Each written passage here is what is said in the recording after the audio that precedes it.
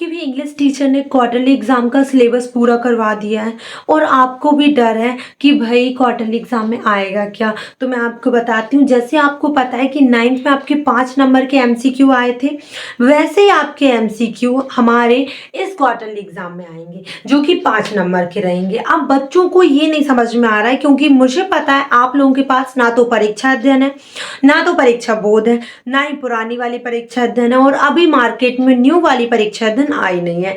Right, ऐसा हुआ है, आपके पास एमसीक्यू नहीं है और आपको समझ में नहीं आ रहा है कि कहाँ से करना है। तो बेटा आप लोगों के लिए ये समस्या खत्म हो जाएगी, इसीलिए मैं लेकर आई हूँ एमसीक्यू जो कि आपके एग्जाम में आने ही आने। मैं आपको वादा करती हूँ कि इस वीडियो में मैं जितने भी एमसीक्यू दे रही हूँ उसी एमसीक्यू में से क्वार्टरली एग्जाम में आएगा, उससे आउट ऑफ नहीं आ सकता है। 5 नंबर आपके इस छोटी सी वीडियो में पक्के करवाने वाली हूँ। तो चलिए इस वीडियो को स्टार्ट करते हैं। जो बच्चा परीक्षा अध्ययन नहीं है, गाइड नहीं है, कोई टेंशन नहीं है, मोबाइल है हाथ में, बस इस प्लेलिस्ट को ध्यान से देख लो। एमसीक्यू करवा रही हूँ, उसके बाद क्वार्टरली के लिए जैसे मैं हर साल हर एक चीज सेपरेट देती हूँ, वैसे ही मैं हर चीज अलग अलग दूंगी, अनसीन पैसेज, नोट मेकिंग, और इस वीडियो में वैसे ही मैं आपको एमसीक्यू करवाने वाली हूँ। मतलब कि इन शॉर्ट में 5 नंबर पक्के हमारे 10 मिनट की वीडियो में। तो चलिए इस वीडियो को स्टार्ट करते हैं बिना टाइम को। चलिए तो स्टार्ट करते हैं। मल्टीपल चॉइस क्वेश्चन, पहला क्वेश्चन जो आपकी क्वार्टरली एग्जाम में बिल्कुल आ सकता है, a letter to God, a letter to God, ठीक है, ये लिखा है क्वेश्चन आपका। देखिए, वो read the letter sent by Lencho. Lencho को जो लेटर है वो किसके द्वारा,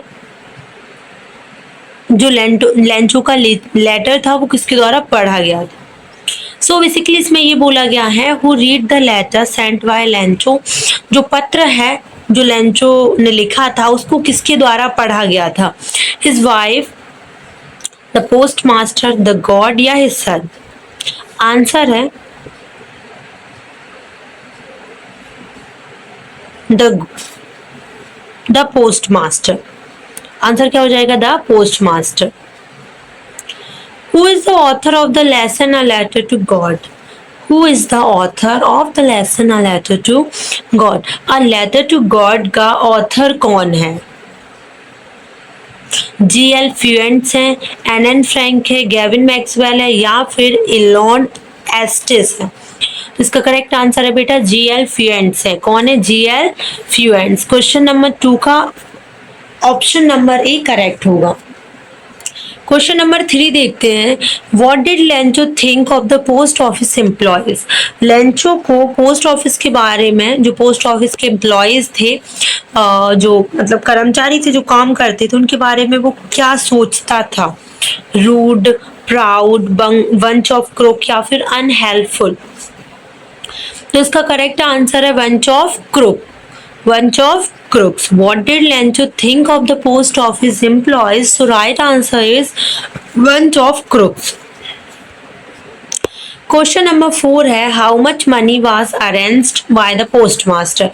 कितने पैसे पोस्ट मास्टर के द्वारा अरेंज किए गए थे? 100 पीसोज, 10 पीसोज, 700 पीसोज, 70 पीसोज। तो इसका करेक्ट आंसर क्या है? इसका करेक्ट आंसर है बेटा 70 पीसोज। ठीक है, 70 पीसोज करेक्ट आंसर है। क्वेश्चन नंबर 5 आ जाइए, how much money did Lencho want. कितने पैसे लेंचो को चाहिए थे? 100 पीसोज, 50 पीसोज, 10 पीसोज, 70 पीसोज, बताएं। तो इसका करेक्ट आंसर क्या हो जाएगा बेटा? How much money did Lencho want. तो लेंचो को 100 पैसे चाहिए थे, 100 पीसोस चाहिए थे। तो करेक्ट आंसर हो जाएगा आपका ये वाला। क्वेश्चन नंबर 6 आप लोग देखिएगा, the field looked as if it were covered इन।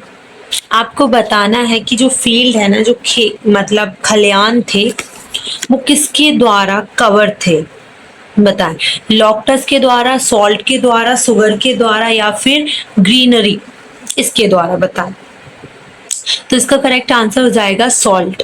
क्या हो जाएगा इसका correct answer? Salt. Question number 6 का वी वाला हो जाएगा, Lencho had grown in his field. Lencho की खेत में क्या ग्रो हुआ था, मतलब कि लेंचो की फील्ड में क्या बोवा था, क्या लगाया था उसने।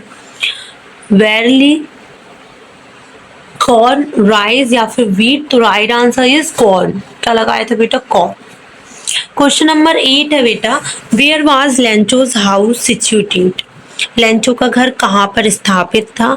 तो देखिए 4 ऑप्शन दिए हैं, in a city, in the forest, bottom of the hill या top of a hill.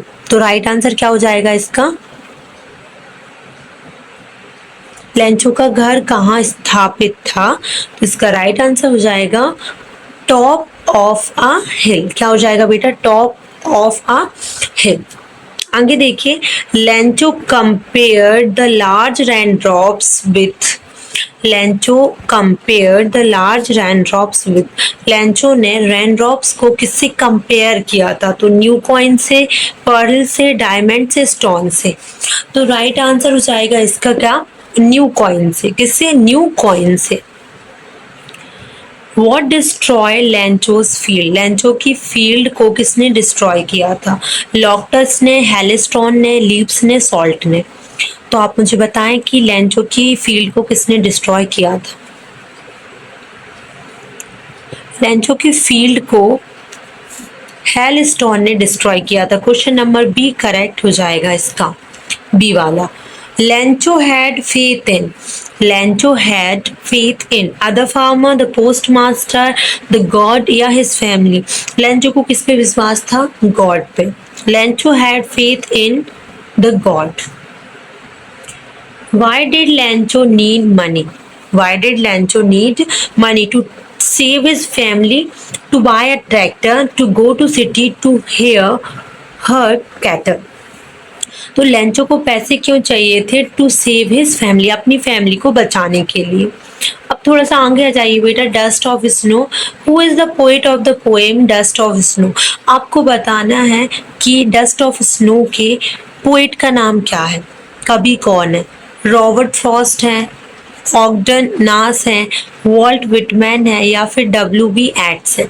Dust of snow के पोएट कौन है, रॉबर्ट फ्रॉस्ट। आंसर क्या हो जाएगा बेटा, ए वाला, who is the poet of the poem. तो right answer is Robert Frost.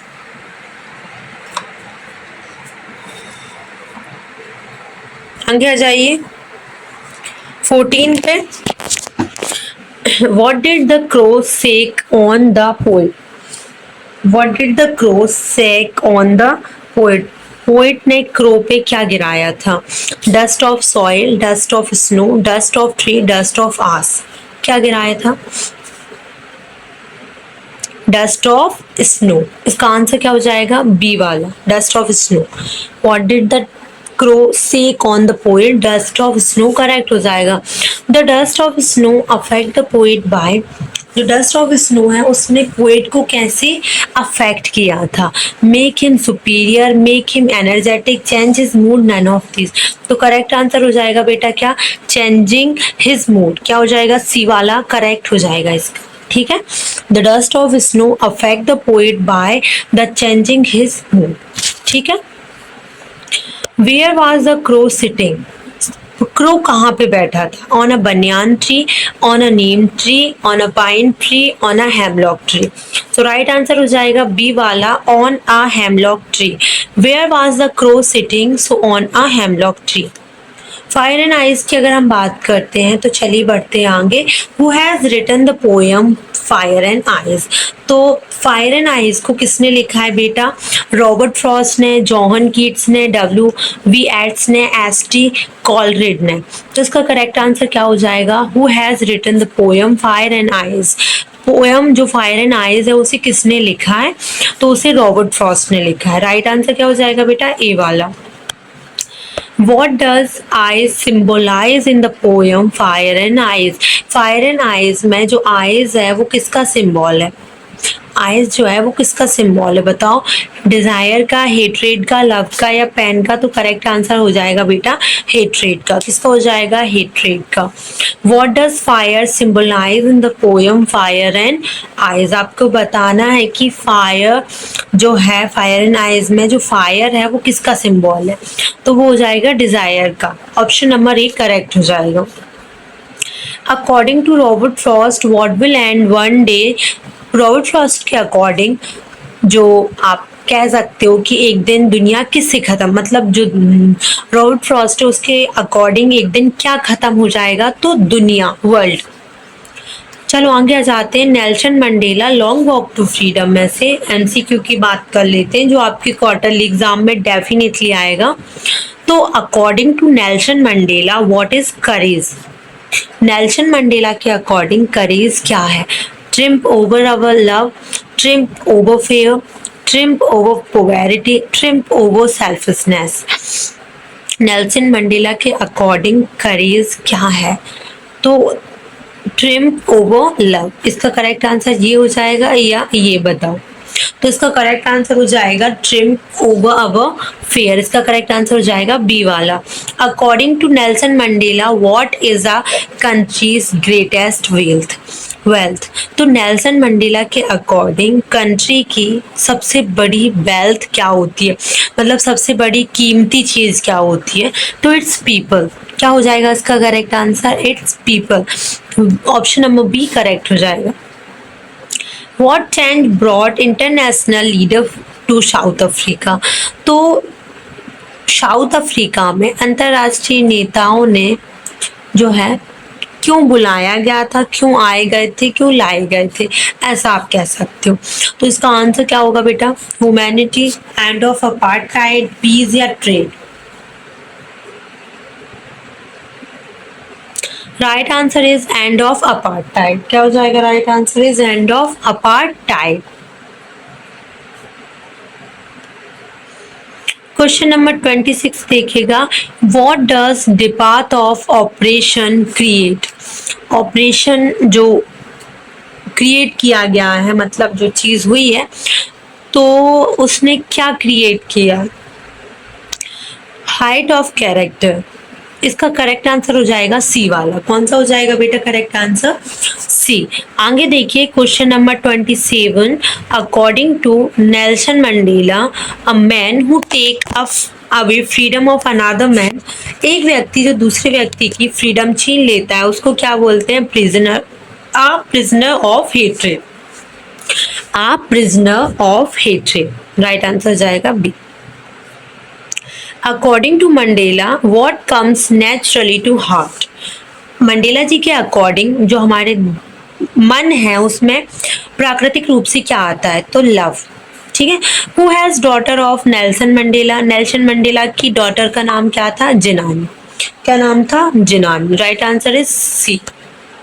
A tiger in the zoo बेटा, वो इसमें से जो मोस्टली आने वाले क्वेश्चंस हैं एमसीक्यू में जो आ सकते हैं वो ये है।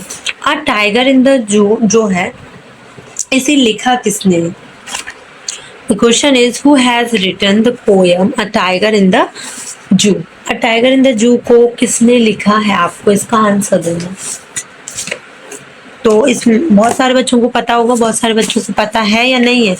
डब्ल्यू, देखो रॉबर्ट फ्रॉस्ट तो है नहीं, जोहन कीट्स भी नहीं है, WB येट्स है या फिर लेस्ली नॉरिस है। तो राइट आंसर हो जाएगा ए वाला, लेस्ली नॉरिस। करेक्ट आंसर यही होगा। आगे देखिए the tiger looks at car, stars, house, no none. तो जो टाइगर है वो रात को क्या देखता था? स्टार देखता था ना। तो राइट आंसर हो जाएगा B. Who passes near the water hole? Water hole जो होता है उसके आसपास कौन जाता है? तो there. Caged tiger blank the visitors. Caged tiger जो है ना, जो विजिटर्स होते हैं उनको क्या करता है? इग्नोर करता है। तो राइट आंसर हो जाएगा बेटा डी वाला। ठीक है, डी वाला करेक्ट हो जाएगा। आगे आ जाते हैं हिज फर्स्ट फ्लाइट। पहला क्वेश्चन है who has written the story his first flight? Liam O'Flaherty, Anne Frank, Frederick Forsyth या फिर नेल्सन मंडेला? बताओ। फर्स्ट फ्लाइट मतलब जो फर्स्ट फ्लाइट बुक की बात नहीं हुई है बेटा, इसमें ये बोला है जो आपका चैप्टर नंबर 3 है, इस फर्स्ट फ्लाइट उसके लेखक का नाम क्या है? बताओ। इसका करेक्ट आंसर हो जाएगा फ्रेडरिक फॉरेस्टी में भी। या तो ये है या तो ये है, दोनों में से एक है, एक बार चेक कर लेना। What was the seagull afraid of? Seagull किस चीज से डरता था? तो राइट आंसर है इसका फ्लाइंग से। किससे डरता था बेटा? फ्लाइंग से। What was the seagull afraid of? तो इसका राइट आंसर हो जाएगा flying. Who has seagull a small piece of fish? किसके किसने दिए थे? मदर ने दिए थे, तो राइट आंसर हो जाएगा mother seagull. The sight of maiden seagull, तो इसका राइट आंसर क्या होगा बेटा? His brothers flying, his family enjoying food, या नन ऑफ दीज? क्या चीज जो है ना, जो हमारा सिगल है उसको पागल टाइप कर रही थी, है ना? तो इसका राइट आंसर हो जाएगा फूड। क्या हो जाएगा इसका राइट आंसर? फूड हो जाएगा। 38 नंबर देखिएगा। What did the seagull pretend? Seagull क्या प्रिटेंड कर रहा था, कैसे रिएक्ट कर रहा था? तो running fast, falling asleep, crying या स्विमिंग? क्या होगा राइट आंसर बताएं जरा। तो इसका करेक्ट आंसर हो जाएगा क्या? Falling asleep. What did the seagull pretend? Seagull जो है ना क्या प्रिटेंड कर रहा था बताओ।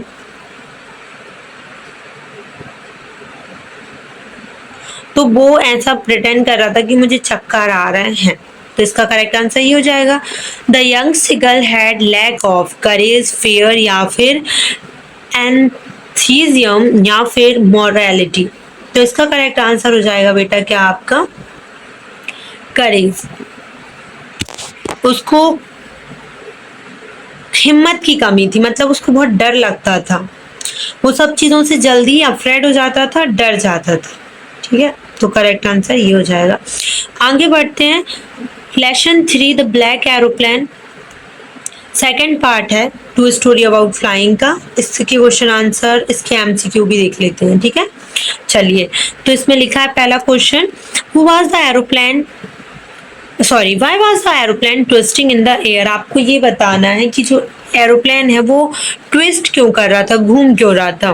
तो due to storm, due to night, due to lightning या ड्यू टू रेन? तो राइट आंसर है ड्यू टू स्टॉर्म। किसकी वजह से कर रहा था बेटा? स्टॉर्म की वजह से। Why did the pilot call Paris control? जो पायलट है वो पेरिस कंट्रोल सेंटर रूम क्यों फोन लगा रहे थे? तो इसका आंसर ये है क्योंकि वो डायरेक्शन पूछ रहे थे। ठीक है, आगे आ जाते हैं। Which instrument of plane stopped working first? Sorry, तो पहला जो इंस्ट्रूमेंट है, पहला जो यंत्र है, सबसे पहला यंत्र कौन सा बंद हुआ था, रुकना, चलना बंद हुआ था मतलब? तो राइट आंसर हो जाएगा कंपास। सबसे पहले काम करना जो इंस्ट्रूमेंट बंद हुआ था वो था हमारा compass. What risk did the pilot take? कौन सा रिस्क पायलट ने लिया था? Flying into storm, flying back to Paris, missing the breakfast, he took no risk. तो उसने फ्लाइंग इनटू स्टॉर्म, यही उसका रिस्क था, उसने उस स्टॉर्म में भी फ्लाई किया था। आगे आ जाइए। Which control station did the pilot contact on his way back? कौन से कंट्रोल, मतलब कौन जो पायलट था वो कौन से कंट्रोल स्टेशन पे बार बार फोन लगा रहा था और कनेक्टेड था? तो पेरिस कंट्रोल सेंटर। अपन बार बार यही बोल रहे हैं ना, पेरिस कंट्रोल सेंटर रूम, अपने पूरी स्टोरी में भी यही पढ़ा है। Pilot was flying from to, तो जो पायलट है वो कहाँ से उड़ रहा था? England Paris, France England, France India या फिर इंडिया फ्रांस? तो आप इसका करेक्ट आंसर क्या हो जाएगा? फ्रांस से इंग्लैंड जा रहा था वो, है ना? Who is the author of the Black Aeroplane? Black aeroplane का ऑथर कौन है? Gavin Maxwell, Anne Frank, Frederick Forsyth या फिर इलियानोर स्टीज, क्या नाम है यार अजीब से। इसका करेक्ट आंसर ये हो जाएगा। ठीक है। What was the name of the plane flown by the pilot? जो पायलट है उसने कौन सी प्लेन उड़ाई थी? तो डकोटा, द ओल्ड डकोटा है ना। The woman at the control tower confirmed that there was no other plan. जो कंट्रोल सेंटर में जो महिला बैठी थी, जब हमारे पायलट ने पूछा कि मुझे उस दूसरे पायलट को थैंक यू बोलना है, तो वो महिला कहती है उन्होंने कंफर्म कराया कि भाई वहां पे कोई भी प्लेन नहीं उड़ रही थी, आप अकेले थे। How to tell wild animal, so who has written how to tell wild animal? किसने लिखा है how to tell wild animal? Carolyn Wells ने, कार्ल सैंडबर्ग ने, W.V. एट्स ने, या फिर वॉल्ट विटमैन ने? बताइए आप इनमें से किसने, जल्दी बताएं। देखो इसमें से आपके दो तो बिल्कुल भी नहीं है। कौन कौन से, मैं आपको और सरल कर देती हूँ इस आंसर को। जो वॉल्ट विटमैन है उन्होंने तो नहीं लिखी है, तो फिर कौन लिखेगा how to tell wild animal? Carolyn Wells, answer है ए वाला।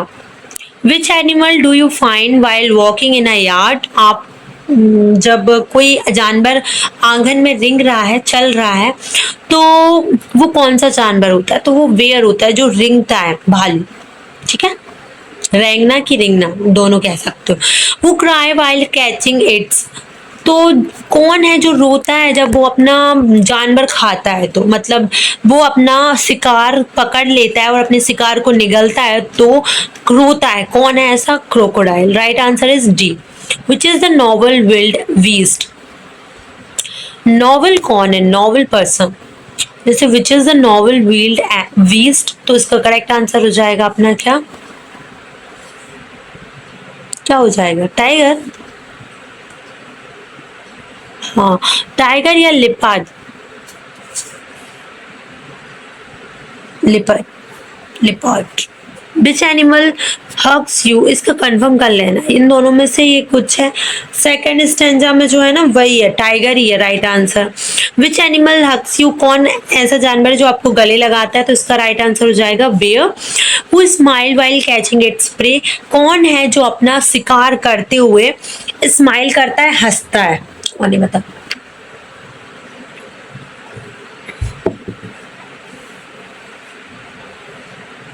राइट आंसर है आपका है ना।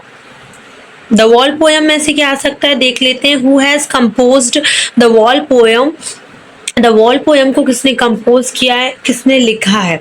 तो भैया जोहन वेरीमन ने। किसने लिखा है? जोहन वेरीमन ने। Where was the voice staring down, where was the, तो द हर्वर, वो कहाँ पे रुकी थी? द हर्वर में। What does the wall cost, wall का कॉस्ट क्या था? तो एक डिव। क्या है इसका आंसर? 1 डिव। Where does the wall go, wall कहाँ जा रही थी? In buses, in water, in the on the roof, in the jungle, तो वो पानी में जा रही थी। मैंने बोला था कि वो वहां से उतरी थी और पानी में जा रही थी। ठीक है, बस बेटा जो क्वार्टरली एग्जाम है वहाँ, वैसे तो क्वार्टरली एग्जाम्स के लिए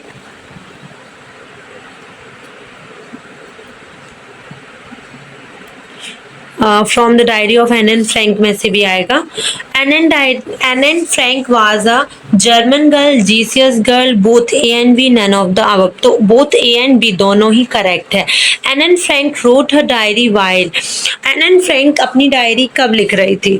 तो जब वो अपनी फैमिली के साथ थी या फिर अपनी फैमिली से छुपी हुई थी? इसका करेक्ट आंसर हो जाएगा while hiding with her family, heading. आगे आ जाइए। Which of these is Ann's long waited friend? सबसे अच्छी इंतजार मतलब कौन सी फ्रेंड थी जो उन्होंने मतलब किया है और जो हमेशा उसके साथ रही? तो उसकी diary. Which of these name did Ann give to her diary? अपनी डायरी को उन्होंने कौन सा नाम दिया था? तो किटी उसका नाम था। Which of these assigned Ann as essay on the subject a chatterbox? किसने उसे चैटरबॉक्स पर से एक ऐसे लिखने के लिए दिया था? तो उसकी जो टीचर था, क्लास टीचर था मिस्टर कीजिंग, उन्होंने। Anne decide to write a diary because, Anne ने डायरी लिखना क्यों स्टार्ट किया था? बिकॉज उसके पास कोई भी क्लोज फ्रेंड नहीं थे। She had no closer friend. Anne dead because of fever hypers hiding. तो एनन फ्रैंक जो है उनको ये वाली बीमारी हुई थी, इसलिए वो शांत हो गई थी, खत्म हो गई थी, ठीक है। A book in which you are write down your thought और फीलिंग इज, उसको क्या बोलेंगे, जिसमें आप आपके थॉट्स लिखते हो, आपके विचार लिखते हो, अपनी फीलिंग्स लिखते हो। तो करेक्ट आंसर हो जाएगा diary. Mister Keesing ask Anne to write an essay as, mister Keesing ने एनन को कौन सा ऐसे मतलब लिखने के लिए दिया था और क्यों दिया था? तो एज अ पनिशमेंट उसको दिया था, दंड के रूप में। आगे आ जाओ, who has mister Keesing, mister Keesing कौन थे? तो उसके एनन फ्रैंक थी ना, उनके टीचर थे। The final entry in the diary of Anne Frank was of last diary, the final diary of Anne Frank, last diary जो एनन फ्रैंक थी उनकी जो फाइनल डायरी की एंट्री थी, फाइनल एंट्री उन्होंने जब की थी, तो उसका सन क्या था? तो इसका राइट आंसर हो जाएगा 1 अगस्त 1942 को। कब की थी उन्होंने अपनी फाइनल डायरी की entry?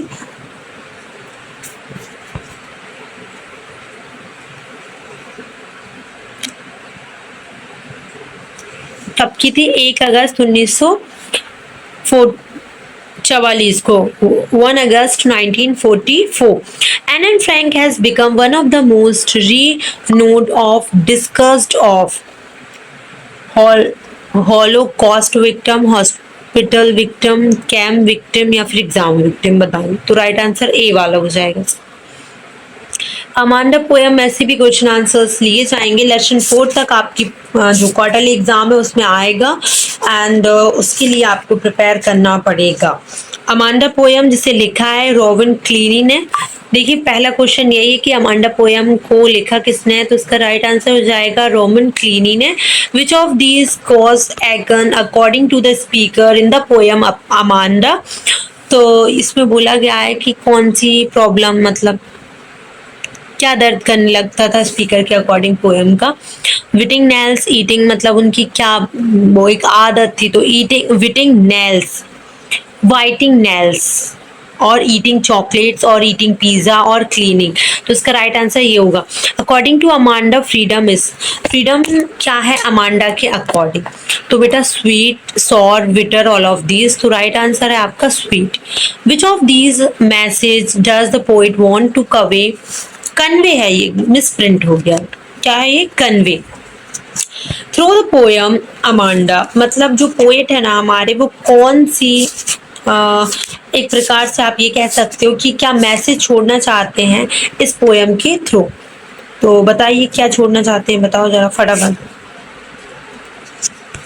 Children need instruction, children should be given freedom, children must be disciplined, none of these। तो करेक्ट आंसर हो जाएगा बी वाला, children should be given freedom, जो बच्चे होते हैं ना उनको फ्रीडम दी जानी चाहिए। The poem Amanda is about, जो पोएम अमांडा है वो किसके अकॉर्डिंग है? Teacher psychology, parent psychology, children psychology, या नन ऑफ दिस। तो करेक्ट आंसर ये होगा या ये, बताओ।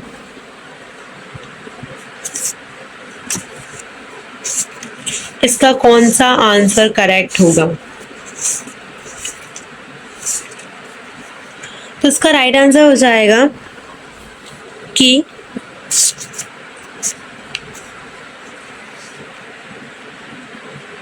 पेरेंट साइकोलॉजी या फिर ये वाला। तो इसका करेक्ट आंसर हो जाएगा children psychology. Amanda wants to be an orphan, Amanda जो है एक ऑर्फन मतलब क्यों बनना चाहती थी, इसका रीजन बनना चाहती थी ऐसा बोला गया था। तो इसका राइट आंसर क्या हो जाएगा? To enjoy freedom that an orphan was, to avoid going to school, to play with orphan children. तो right answer is option number B, to enjoy the freedom that orphan has.